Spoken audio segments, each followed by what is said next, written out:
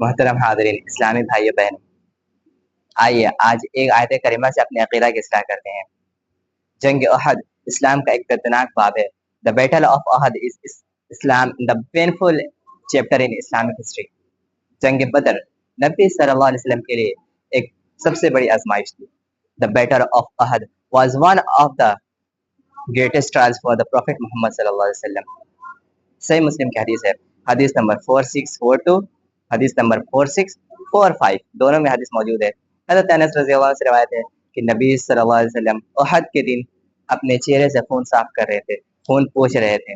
ساتھ ہی ساتھ حضرت علی رضی اللہ عنہ اور حضرت فاطمہ رضی اللہ عنہا بھی خون پوچھ رہی تھی۔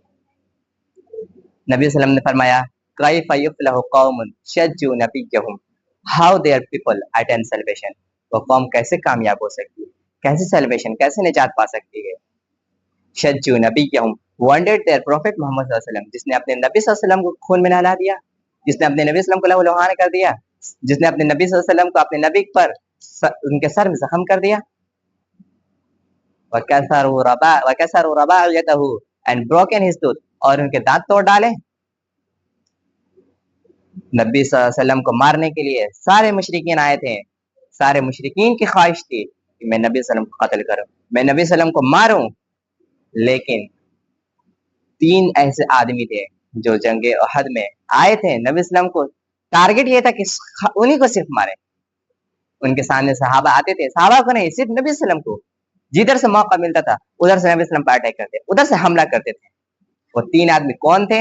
صفوان بن امیہ، حارث بن ہشام اور سہیل بن عمرو۔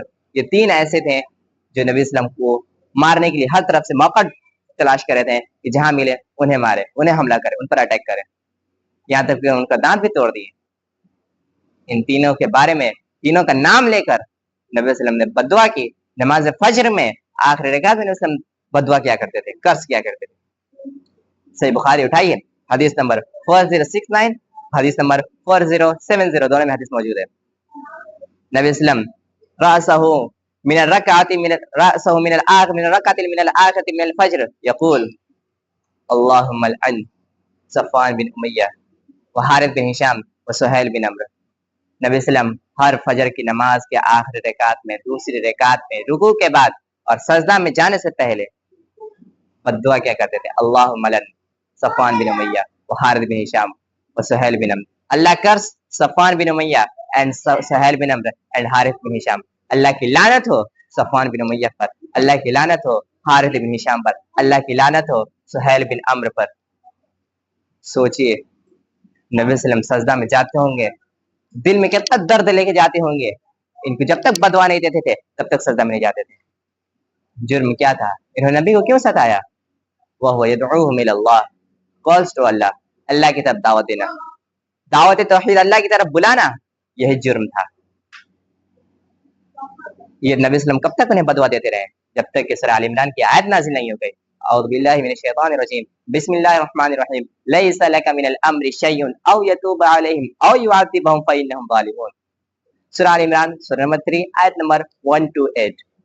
لیس لک من الامر شیء، not for you the decision of anything for محمد صلی اللہ علیہ وسلم، پروفٹ محمد صلی اللہ علیہ وسلم، اللہ کے رسول، اے پیغمبر، اے محمد صلی اللہ علیہ وسلم، اے نبی صلی اللہ علیہ وسلم، not for you لیس لک من الامر شیء، anything، آپ کے اختیار میں، میرے اختیار میں، ہمارے ڈیسیزن میں، میرے میٹر میں آپ کا کوئی حق نہیں، کچھ اختیار نہیں، کچھ بھی نہیں ہے ہمارے اختیار میں، ہمارے امر میں، ہمارے ڈیسیزن میں، ہمارے میٹر میں آپ کا کوئی اختیار نہیں، کوئی حق نہیں۔ اللہ کس سے کہہ رہا ہے؟ اللہ کس سے مخاطب ہو کر کہہ رہا ہے؟ خاتم الانبیاء، اکرم الانبیاء، امام الانبیاء، قیامت کے دن تمام لوگوں کے سردار نبی صلی اللہ علیہ وسلم ہوں گے، ان سے اللہ مخاطب ہو کر کہہ رہا ہے۔ اللہ کن سے کہہ رہا ہے؟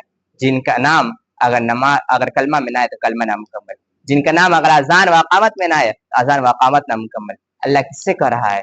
جن کا نام اگر درود میں نہ آئے درود نامکمل، جن کا نام تشہد میں نہ آئے تشہد نامکمل۔ اللہ کس سے کہہ رہا ہے؟ جن کی اطاعت کو اللہ نے اپنی اطاعت کہی، جن کی نافرمانی کو اللہ نے اپنی نافرمانی کہی۔ اللہ اس ہستی سے مخاطب ہو کر کہہ رہا ہے لیس لک من الامر شیء، آپ کا کوئی اختیار نہیں ہے ہمارے امر میں، ہمارے ڈیسیزن میں، ہمارے میٹر میں، آپ کا کوئی اختیار نہیں۔ شیء، اینی تھنگ، اس ورڈ پر غور کریے، غور کریے، یہاں پر शयइन एनीथिंग, कोई इख्तियार नहीं। मैं सवाल करता हूँ, मैं पूछता हूँ, आई आस्क अ क्वेश्चन कि कौन है नबी वसल्लम से बढ़कर, कौन है नबी वसल्लम से मकाम में बढ़कर, शान में बढ़कर, जो कुछ भी हक रखता हो, एक हक भी रखता हो अल्लाह के किसी मैटर में, कुछ भी मुश्किल दूर करने का भी एक मैटर रखता हो।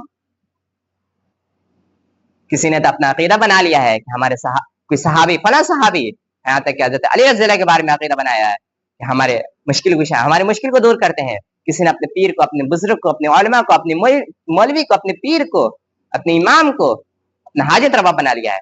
उन्हीं के सामने हाथ फैलाते हैं, उन्हीं से दुआएं मांगते हैं, उन्हीं को अपना मुश्किल कुशा, हाजत रवा समझते हैं। अकीदा को इस्लाह करिए, अकीदा को दुरुस्त करिए। नबी सल्लल्लाहु अलैहि वसल्लम भी खून साफ कर रहे हैं, अली रज़ी अल्लाह भी खून साफ कर रहे हैं, और फातिमा रज़ी अल्लाह अन्हा भी खून साफ कर रही हैं। जो अली रज़ी अल्लाह अन्हा खुद अपनी परेशानी दूर नहीं कर सके, नबी वसल्लम की परेशानी को दूर नहीं कर सके, वो कैसे दूसरे की परेशानी को दूर कर सके? वो कैसे हमारी परेशानियों को, हमारी मुश्किल को दूर कर सकें? मुश्किल दूर करना, बीमार से सेहत देना, रिस्क में बरकत देना, औलाद देना, मुश्किल कुशा, हाजत रवा, बिगड़ी बनाना, ये सब हक अल्लाह का है, अल्लाह वहदुल ला शरीक का है, उसके अलावा कोई शरीक नहीं इस हक में। यह अकीदा होगा तभी हमें कामयाबी और कामयाबी मिल सकती है, तभी हमें सक्सेस, हम निजात पा सकते हैं, सेल्वेशन, हम जन्नत में जा सकते हैं। तभी हमें उम्मीद लगाना चाहिए कि हम जन्नत में जा सकते हैं। वरना अगर हमारा अकीदा दुरुस्त नहीं है, अकीदा गलत है, तो उम्मीद ना लगाएं कि हम जन्नत में जाएंगे। अकीदा को दुरुस्त करें। नबी वसल्लम को इन तीनों ने इतने तकलीफ दिए, इतने ट्रबल दिए, इतने परेशानी दिए, नबी वसल्लम बद्दुआ तक कर दिया। एक इंसान को जब तकलीफ पहुंचती है, जब मुसीबत आती है, जब ट्रबल आती है, वो उसी वक्त जब तक उसे परेशानी में होता है तब तक वो अपने दुश्मन को बददुआ देता है, तब तक उसे बुरा भला कहता है। लेकिन जब उसे परेशानी दूर हो जाती है, जब वो मुसीबत दूर हो जाती है, ट्रबल दूर हो जाती है, तो जैसे नॉर्मल, जैसे पहले होता है, वैसे वो आम हालत में हो जाता है। लेकिन नबी वसल्लम नमाज फजर में भी बददुआ तक क्या करते थे, और जुर्म क्या था, वह यदउहु मिनल्लाह, कॉल्स टू अल्लाह, अल्लाह की तरफ दावत देना, अल्लाह की तरफ बुलाना। आज भी अगर कोई अल्लाह की तरफ बुलाता है, उससे जुल्म, उस पर जुल्म किया जाता है, उसे मुसीबत, उसे ट्रबल, तकलीफें दी जाती हैं। ये आज ही से नहीं, ये पिछले जमाने से भी चला आ रहा है, शुरू से चला आ रहा है। जो भी अल्लाह की तरफ बुलाता है उसे तकलीफें दी जाती है, उसे बुरा भला कहा जाता है, उसे मारा जाता है, उसे सताया जाता है, उस पर जुल्म ज्यादती की जाती है। अल्लाह ऐसे लोगों की हिफाजत फरमाए। और ये तीन जो थे, Safwan bin Umayya, Haris bin Hisham, Suhail बिन अम्र, फतह मक्का के वक्त हारिस बिन हिशाम और सुहैल बिन अम्र इस्लाम कबूल कर गए। सुहैल बिन अम्र एक अच्छे खतीब थे, खुतबा देते थे। अल्लाह ने इनकी आवाज में ऐसी ऐसी अल्लाह ने इनकी आवाज दिया था, खुतबा दिया करते थे, लोग इनकी बात को सुना करते थे, मजमा जमा हो जाता था। इस्लाम लाने से पहले नबी वसल्लम के खिलाफ में तकरीर दिया करते थे, नबी वसल्लम के खिलाफ में बात कहा करते थे।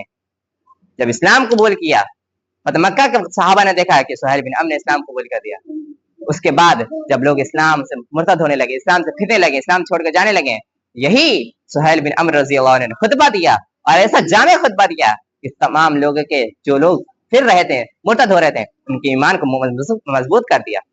ये थे सुहैल बिन अम्र रज़ी अल्लाह। कौन थे हारिस बिन हिशाम रज़ी अल्लाह अन्हु? ये अबू जहल के भाई थे, जो नबी वसल्लम ने इस उम्मत का फिरौन अबू जहल को कहा, उसके भाई थे हारिस बिन हिशाम रज़ी अल्लाह अन्हु। जंग यरमुक जो उमर रज़ी अल्लाह के दौर में हुआ था, उठाई जंग यरमुक का वाकया, पानी वाला वाकया हम भी सुने हैं, आप सुनते होंगे उलमा से कि पानी मांगा, सबसे पहले किसने पानी मांगा? यही हारिस बिन हिशाम रज़ी अल्लाह ने पानी मांगा। पानी इनके पास लाया गया, आखिरी वक्त पानी लाया गया, इनके बगल में आवाज आई अकरमा रज़ी अल्लाह की। उन्होंने कहा हारिस बिन हिशाम रज़ी अल्लाह ने, उनको पानी दे दो। जब अकरमा रज़ी अल्लाह के पास पानी लाया गया, उनके बगल में अय्याश रज़ी अल्लाह की तरफ से आवाज आई पानी। जब उनके पास पानी लाया गया तो शहीद हो चुके थे।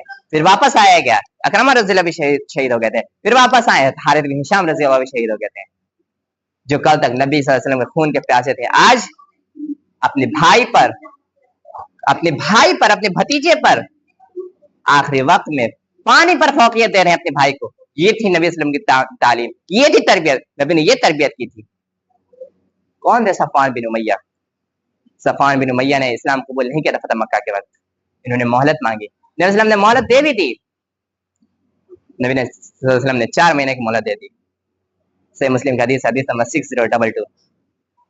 जंग हुनैन में ये आए, शामिल हुए, नबी वसल्लम ने 100 ऊँट दिए, پھر 100 اونٹ دیے، پھر 100 اونٹ، 300 کیملز نبی نے ان کو دیا، ان کو دے دیا نبی صلی اللہ علیہ وسلم نے.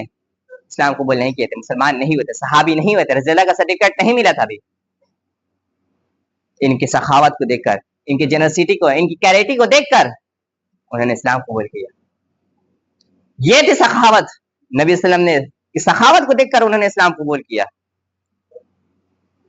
اور نبی صلی اللہ علیہ وسلم عالم الغیب اگر ہوتے، جو لوگ کہتے ہیں کہ نبی صلی اللہ علیہ وسلم عالم الغیب تھے، عقیدہ کی اصلاح کرے. اگر نبی صلی اللہ علیہ وسلم عالم الغیب ہوتے، نبی صلی اللہ علیہ وسلم کبھی بد دعا نہ دیتے، کبھی انہیں برا بھلا نہ کہتے، کبھی اللہ کی لعنت ان پر نہ بھیجتے، کبھی قرض نہ دیتے، کبھی انہیں برا بھلا نہ کہتے. ان تینوں نے بعد میں اسلام قبول کر دیا. اگر ان کو پتا ہوتا تو کبھی ایسا نہ کرتے. اگر نبی جانتے کہ بعد میں صحابی ہو جائیں گے، اسلام قبول کر دیں گے، تو انہیں نبی صلی اللہ علیہ وسلم ہرگز نہ انہیں بدوا دیتے.